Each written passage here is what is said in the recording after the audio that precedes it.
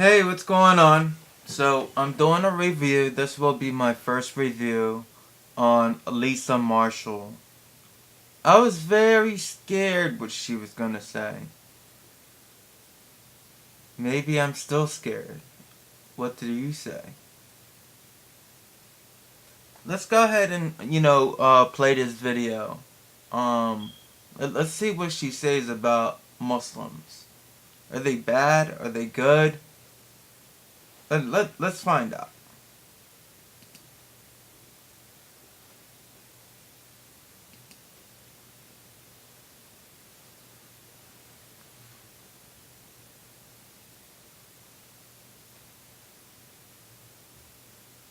Just taking it in for a second. It was 5:30 in the morning, Pacific time in Los Angeles, California, in the United States, where I live. And I was sleeping, as you should be, at 5:30 in the morning. The phone rang, and it was my boss. And I was confused as to why he was calling me so early, because I wasn't going to be on the radio until 7 o'clock that evening. And he said nothing else except, turn on your television. As I walked down the hall, my stomach felt queasy. What was I about to see? When I turned on the television, I saw a plane stuck in a huge skyscraper in New York City. And then I saw another hit a second tower. And I saw things coming out of the building. And when I looked very, very closely, I noticed those weren't things. They were people. They were people jumping from these towers, the Twin Towers. The date was 9/11. The first thing I thought was, despite the shock and horror which was before my eyes on a Thursday morning, was I felt terrible for those people who had been in so much pain. They ended their lives. And then in the hours to come, the phone calls that the families and friends would receive that would forever change their lives. But then I said something. I said, please, God, don't have it be a Muslim who did this. Now, those of you looking at me, and those of you who don't know me, you're probably wondering why a 5'2" white chick from Los Angeles, California, who has a Jewish father and a Christian mother, would ever say such a thing, would ever think such a thing. Why would I care, right? Well, for that, I need to take you back. I'm from Boston, Massachusetts originally. I did my bachelor's degree undergraduate at Northeastern University, and I attended the master's program at Emerson College. And I very much wanted to work in radio and television. And when I got out of college, Boston has so many colleges and universities, were not enough jobs to go around for the number of people graduating, including me. So I was lucky enough because I found a man who believed in me and said, if you move to Miami, Florida, I've got a job for you. So I packed up my car and I moved 1,836 miles away from my family and my friends and what I had known as home to Miami. I was in the elevator in Miami because I'm going to date myself just a bit, but at the pool, they were filming a television show that was very famous in the United States many years ago called Miami Vice. Has anybody ever heard of that show here? Anybody at all? All the Americans and Canadians and Europeans? So there were going to be 2 movie stars at the pool, and my roommate and I are like, let's go downstairs to the pool and see movie stars. So I got on the elevator on the 5th floor where I live, and the elevator went down to pee quickly to the pool level, I was hoping, and then it stopped on 2, and I'm thinking, who dares to interrupt my voyage to Hollywood? And at 2, the doors opened, and there I saw, dare I say, a man with the most beautiful eyes I had ever seen in my life. That man and I became friends. I saw him around the apartment building, we became friends. And I assumed, because I was living in Miami, Florida, that he was Hispanic and he was Cuban. But he told me that he was Muslim. Muslim? Muslim. That means that he believes in Islam, the religion of Islam. He practices Islam. I know some Muslims. Yeah. Well, there was Ebi, who I went to college with in Jordan, and Muhammad, who was from the Emirates in college, and that girl who lived down the hall and wore that thing on her head who was from Iran. Yeah, I know some Muslims. 3. You see, because at that time of my life, like most Americans, I not only didn't know many Muslims, I knew nothing about Islam. Oh, let me correct that.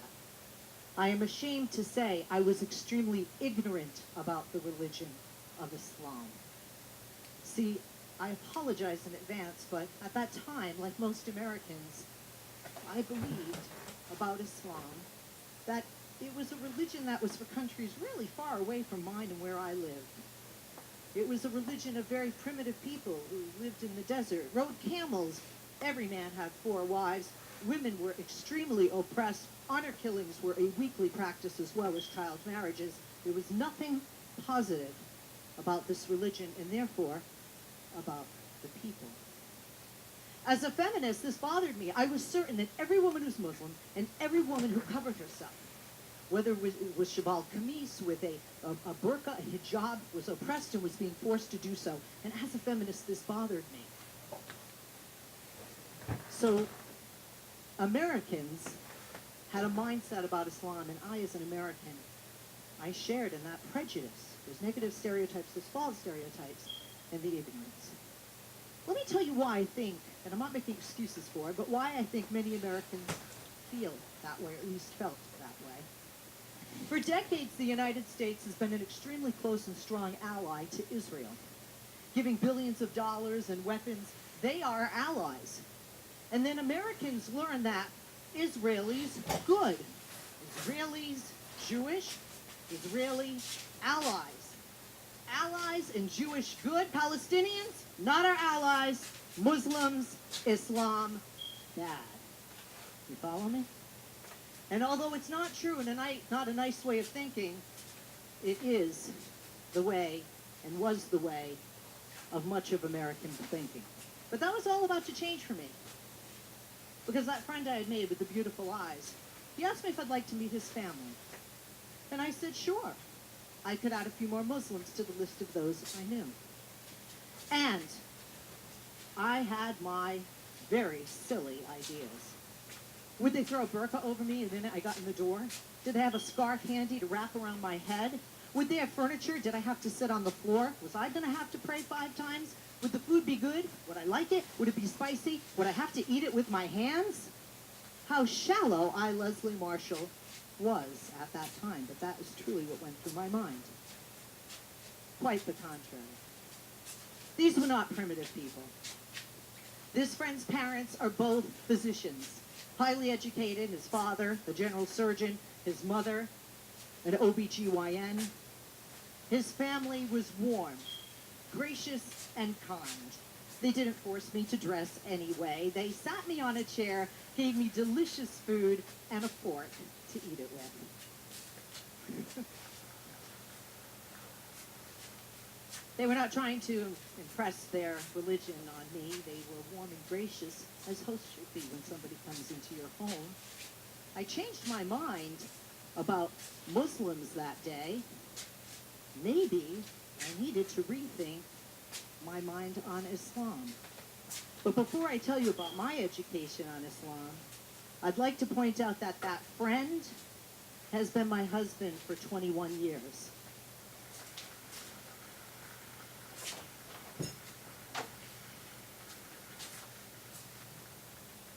And that woman is my mother-in-law, and she is not oppressed. I'm glad a few laughed on that one. In order to educate myself more on Islam, I couldn't take people's word for what it really was about. See, being half Jewish and half Christian and brought up that way religiously, I had read cover to cover twice the Bible, both Old and New Testament, but I had never read the Quran. So I got a copy from my husband, and I read it cover to cover to see what it was in it for myself. And I learned quite a few things. I don't even have time to list all of them here today. One thing I learned is that honor killings are not only not a part of Islam, they're not lawful according to Islam. That in Islam, they respect all religions. That Islam considers Jesus to be a prophet and holds him in high regard. Higher regard than the Jews, the Israelis. And I also learned that like any other religion, without question, never an excuse for, murder is wrong and not permissible in Islam according to the Quran.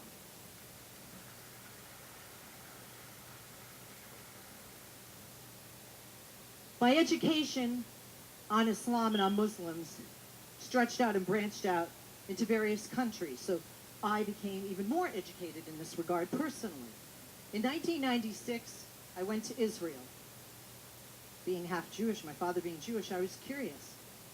And I must say, much like when I read the Quran and saw it with my own eyes for myself, I saw, with my own eyes, oppressed people, Palestinian people, who were truly oppressed. And I was shocked to see a wall that was similar in fashion to a ghetto during the Holocaust that my Polish ancestors were forced to stand behind, and I was ashamed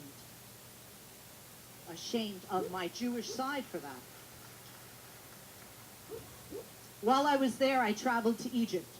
It was the year after the Luxor massacre, and there were people that said to me, "Don't tell them you're American, tell them you're Canadian."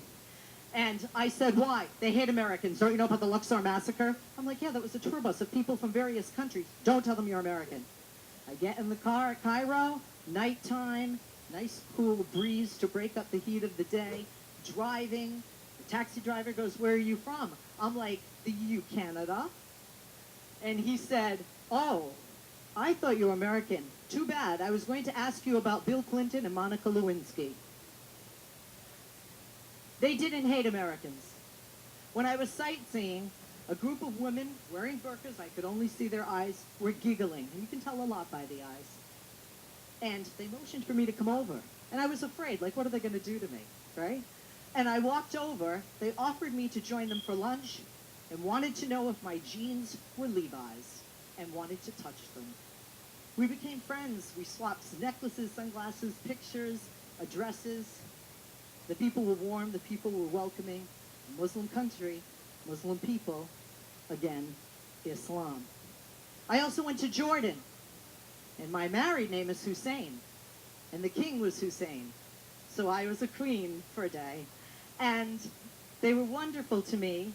And Queen Noor from the United States of America was married to King Hussein of Jordan, and everyone asked me if I knew Queen Noor, forgetting how large the United States is. But again, they treated me with kindness. They treated me with respect, including Bedouins under tents near Petra who shared their lunch with me also. And then in 2007, the most wonderful thing occurred.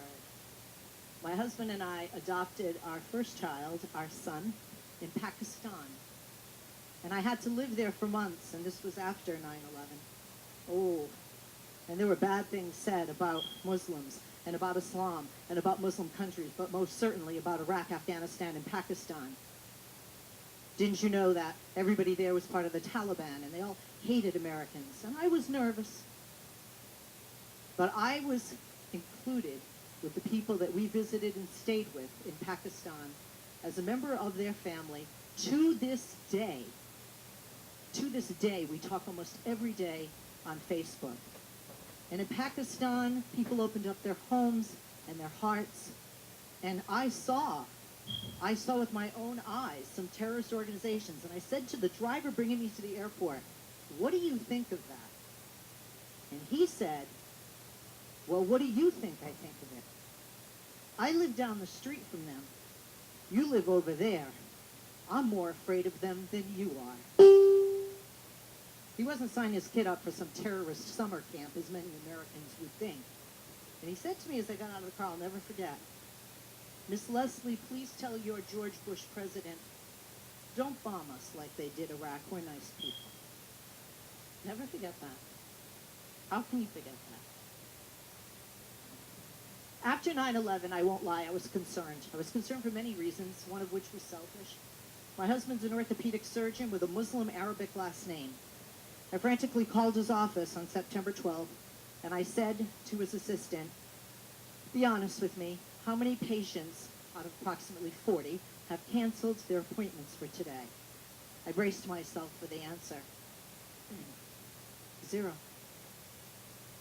Not one person had rescheduled their appointment.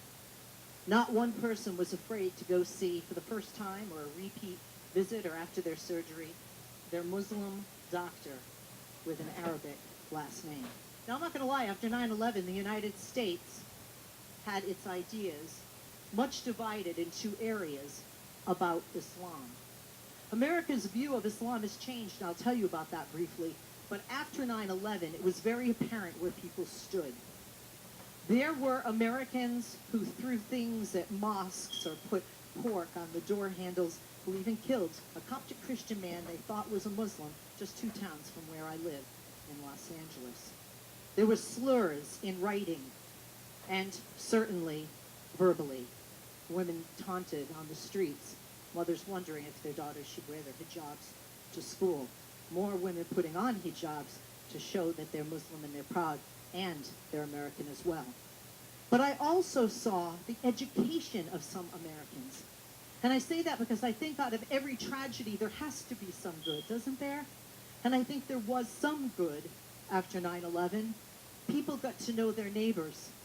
I remember my in-laws were visiting us on September 14th, one of my brother's birthdays, and they were flying from Florida to California, and I was terrified for them. My mother-in-law wears a hijab. They have a Muslim Arabic last name. They're older. And when they came, and I said to my mother-in-law and father-in-law, how was your journey? She said the people were wonderful. They went out of their way to be nice to us, as if to say to us, without saying the words, we don't blame you, we don't blame your religion of Islam for what happened on 9/11.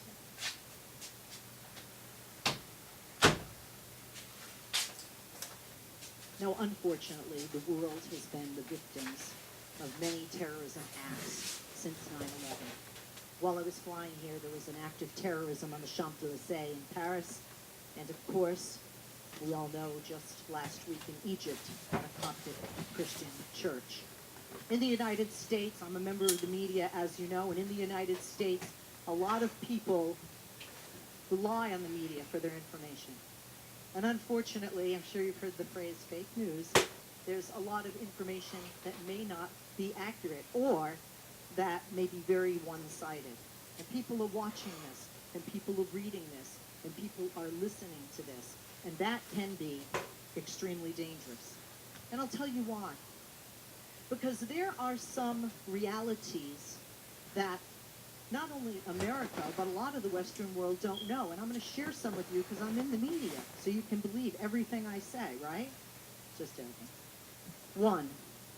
The overwhelming majority of victims of ISIS, Al-Qaeda, or any other terrorist organization worldwide, hands down, numbers don't even match up, are Muslims. Not Americans. Or Christian. Muslims. Mostly non-American Muslims. And then there are heroes.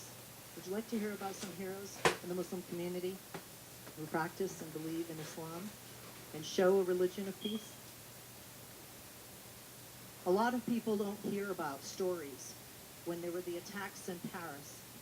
In a Jewish deli, a Muslim man led 14 people down a back stairwell and saved their lives, all of them Jewish, he Muslim, and I think one French paper and one French television outlet covered that. In Orlando, Florida, after the shooting, the terrorist attack there was a Muslim Marine who ran into the nightclub while the shooter was still inside to pull bodies out so they would not get shot.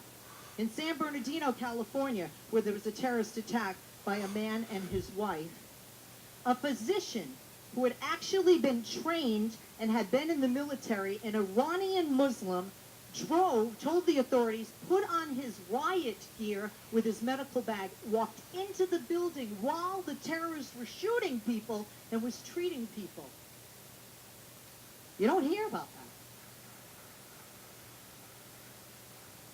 And last week in Egypt, there were numerous Muslims who helped the Coptic Christians in their community to safety, gave them CPR, first aid, transported them to get them medical attention. In November, it was a tough day for me as a liberal Democrat. But we got a new president in the United States of America. You might have heard about it. His name is Donald J. Trump. And at the time of his campaigning, he had a lot of things to say about Islam. He had a lot of things to say about Muslims, and a lot of rhetoric that was extremely divisive, hurtful, and I feel quite un-American. He talked about registries. He talked about bans, banning a religion. They wanted to do that in the Netherlands. Thank God that guy didn't get elected. But in the United States of America, this rhetoric just boiled up and fanned those flames of hatred, much like after 9/11. Do you know that Donald Trump proposed a travel ban that I and many others call a Muslim ban? And fortunately, good prevailed when half a dozen federal judges in the United States said, that is unconstitutional, Mr. President. You can't do it.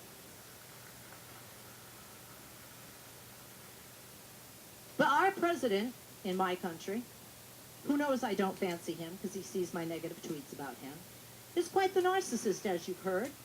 And President Trump was not going to give up. So they gave a second, revised, newer, and improved version of the Muslim ban. And guess what? Another set of federal judges knocked it down and said, that's unconstitutional, Mr. Trump. I'm sorry. No can do. You do not pass go.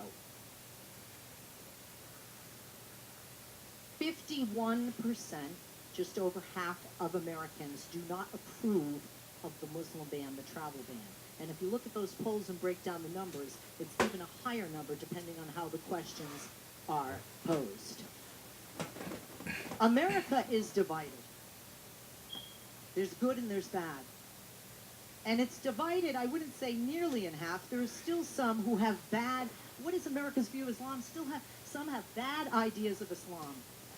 Some still view some of the uglier sides that Americans and those in the Western world are very uncomfortable with, that is not part of the religion and I don't find in the Quran, such as child marriages or honor killings, and certainly murder and terrorism, because there are still some Americans that think that anyone who's a Muslim, you are a terrorist or you're a terrorist in the training, and certainly you're training your kids to be. But I want to tell you about some of the good, too, in that division. I want to show you some of the change that's occurred since 9/11. We have 2 elected congressmen currently in the United States Congress in the United States that are Muslim. 2, and that's in a post-9/11 world. President Barack Hussein Obama was elected, a man who had lived in a Muslim country. Obviously, he's not our president now. There was a women's march that was organized by a Muslim woman who wears a hijab, and over 5 million men and women worldwide listened and responded to her rallying cry. In Times Square, there were thousands of people that showed up for Today I Am a Muslim. And the head of the ADL, the Anti-Defamation League, who was Jewish, said when President Donald Trump talked about imposing and having a Muslim registry, which would mean anybody who is Muslim would have to register. Talk about prejudice and unconstitutional in the United States. Do you know what he said? A Jewish man, head of the ADL. If you have a Muslim registry, I will register as a Muslim. This is the head of the ADL, a Jewish man. And then on Twitter, and then on Facebook, and then all over, and then my Jewish cousin at dinner. If they ever register, I'm registering as a Muslim. I just want you to know. Tell your husband. This became a movement, and I'm seeing that in my country. But let's go beyond the people and let's go to the polls, shall we? There was a poll recently, just a couple of months ago, as to how warm people felt in America about Islam. 48%. Now, I know you think that's not very good, but 3 years ago, it was 10% lower. In 3 years, it has increased to 48%, and that's warm, feeling warm and fuzzy about Islam. And then there are realities that not only Americans and their views about Islam are going to have to change, but the reality is that Islam is the fastest growing religion in the world. The reality is that over 1.6 billion people in this world are Muslims, and if you do the math, and I'm not good at it, but I did look it up, that's almost 25, almost a quarter of our population, almost 25% of the population, approximately 24% of the world's population. Leslie, with 25 minutes, please conclude. Huh? Conclusion, please. We have 25 minutes. Yes. Yeah. Thank you. And the reality also is that there are power in numbers. Somebody asked me once, well, what can anybody do to change this? Muslims can change this, not only in the United States, but throughout the world. One, get to know non-Muslims and tell them and teach them about Islam and let them meet you and find out, like I did firsthand, what a wonderful people you are and that Islam is a religion of peace.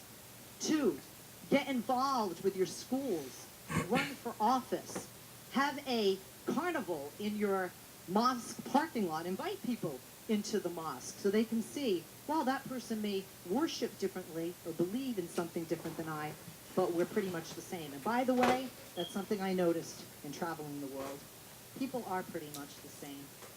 We all have lousy traffic. We all complain about the weather. We all want a safer life for our future. And we all want a better future for our children. Last thing I want to say is America is waking up to Islam, what it is and what it isn't. I did, and as a woman married into a Muslim family, I am hopeful and even optimistic about Americans' view of Islam going forward in the future. Thank you, merci, shukran. Leslie Marshall.